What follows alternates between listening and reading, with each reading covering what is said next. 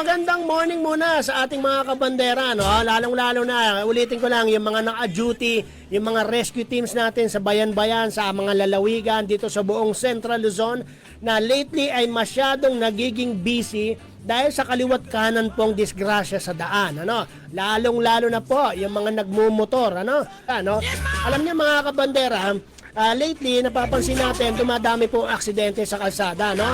Kaya sana po ay sa susunod ay doblihin po natin ang ingat habang tayo po ay nagmamaneho. Panawagan na rin po sa ating pong pamahalaan, sana naman po ay pakiayos po yung ating mga kalsada, no? Dahil lalong-lalo na yung mga nagmumotor, mga nagbibisikleta, yung mga dadalawa po ang gulong o kahit sa mga e-bike, napakadelikado po ng mga lubak. Yung mga biglaang lubak na hindi mo ine-expect, di ba? Ito rin isa pa. Yung mga minor de edad po, karaniwan nakikita natin na didisgrasya sa motor, mga minor de edad po ang nagmamaneho at hindi lang yan. Minor de edad, walang lisensya, nakainom pa.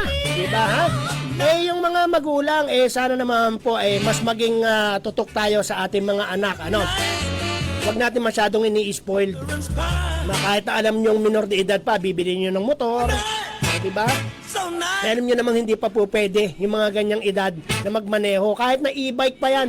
Kung may e-bike kayo, kung mayaman naman kayo, dyan na lang sa loob ng subdivision nyo. Huwag nyo na pong palabasin sa kalye. Dahil lubha pong napakadelikado, no? Hindi natin masasabi, lalo na dyan sa Bulacan-Bulacan, dyan sa Hagonoy, dyan sa Kalumpit, nako! Meron mga areas dyan, napakasama po ng daan. At meron mga ongoing construction din dyan. Napakadelikado. Kaya huwag na natin payagan yung mga bata na magmaneho, no? Nakita niyo yung nangyari sa Cebu, di ba?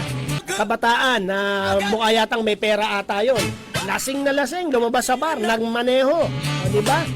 Pero imo may napatay siyang naglalakad lang sa kalsada, sa sobrang kalasingan niya, pinayagan ng magulang na alam namang inuman yung pupuntahan, ayun, nakadisgrasya. So ano nangyari ngayon? Pwede bang sorry na lang yan, di ba? Hindi pwedeng ganon.